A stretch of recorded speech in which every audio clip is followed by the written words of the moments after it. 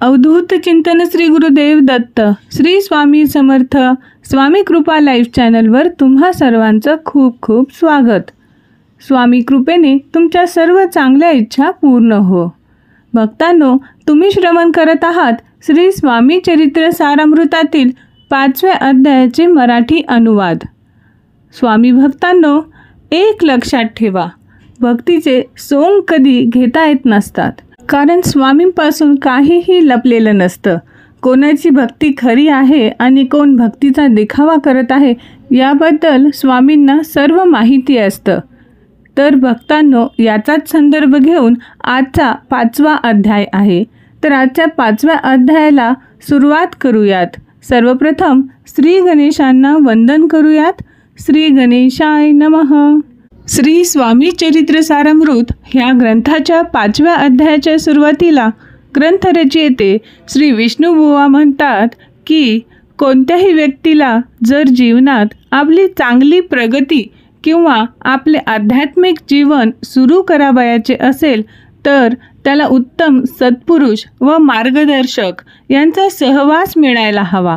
पण त्यासाठीही आपली पूर्वपुण्याई असणे हेही सुद्धा तेवढेच आवश्यक आहे व त्या गोष्टीला अनुसरूनच येथे आपल्याला लक्षात घ्यायचे आहे की श्री अक्कलकोट गावातील सर्वच लोक खरोखरच खूपच पुण्यवान व भाग्यवान होते की ज्यांना श्री स्वामी समर्थ महाराजांचा सहवास लाभला।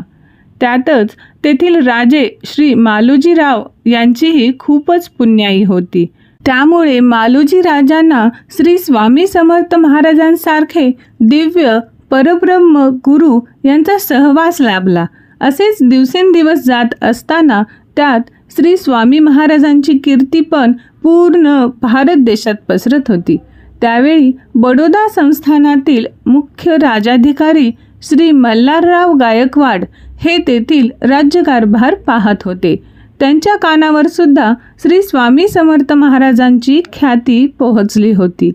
श्री मल्हारराव गायकवाड यांना आपल्या श्रीमंतीचा खूपच गर्व होता। त्यांना असे वाटायचे की आपल्या धनाच्या जोरावर श्री स्वामी समर्थ महाराजांना अक्कलकोट येथून सरळ बडोद्याला घेऊन यावे।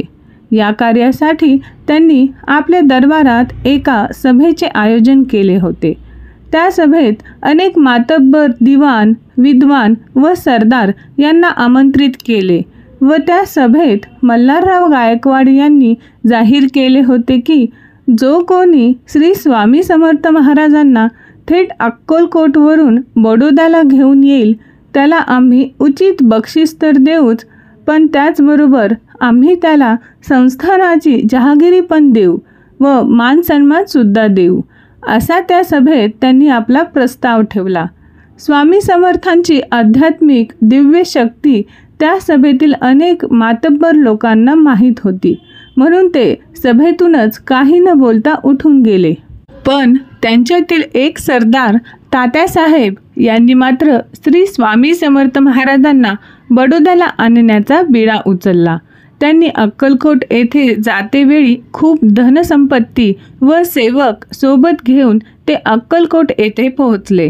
स्वामी समर्थ महाराज जेथे राहत होते तेथील अनेक सेवेकरी व याचक लोकांना तात्यासाहेबांनी खूप धन, द्रव्य आणि पैसे दिलेत। त्याचबरोबर तेथील अनेक लोकांना मोठमोठ्या पंक्तीचे आयोजन करून त्यांना यथेच्छ जेवण दिले। श्री स्वामी समर्थांचे मोठे भक्त व सेवेकरी श्री चोळप्पा यांच्याबरोबर अलग बैठक घेतली व त्यात त्यांनी चोळप्पा यांना 10,000 रुपयांची जहागिरी देण्याचे पण आमिष दाखविले।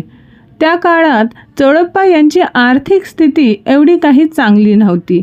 ते खाऊन पिऊन बरे होते, पण त्या व्यतिरिक्त त्यांना काहीही अतिरिक्त आय नव्हती। त्यामुळे चोळप्पा यांना धनाची आस लागली होती।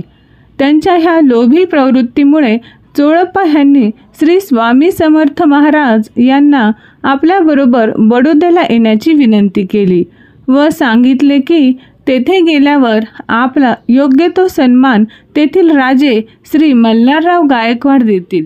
त्यावर श्री स्वामी समर्थ महाराज स्मित हास्य करीत वदले की अरे, तो बडोद्याचा मल्हार ह्याच्या मनात माझ्याविषयी भक्ती अजिबात नाही व त्याला आपल्या श्रीमंतीचा खूप गर्व आहे, त्यामुळे आपला तेथे जाऊन काय उपयोग. येथे या अध्यायातील पूर्वार्ध संपत आहे व पुढील अध्यायात उत्तरार्ध देण्यात येईल. अशा तऱ्हेने श्री स्वामी चरित्र सारामृतातील 5व्या अध्यायाचे मराठी अनुवाद येथे संपूर्ण होत आहे. स्वामी भक्तांनो, या 5व्या अध्यायावरून एक बोध घेण्यासारखा आहे. तो म्हणजे भक्तिभाव जिथे नसेल तेथे स्वामी कदापिही जात नाहीत. त्यामुळे अगदी भक्ती जर आपण करणार असाल तर अगदीच खऱ्या मनाने, श्रद्धा ठेवून, विश्वासाने तुम्ही जर भक्ती केलात तर ती भक्ती तुम्हाला नक्कीच स्वामींच्या चरणापर्यंत घेऊन जाईल. अगदी भक्तीचा दिखावा करून खोट्या भक्तीचे सोंग घेतल्याने आपल्याला स्वामी चरण कधीच लाभत नसतात.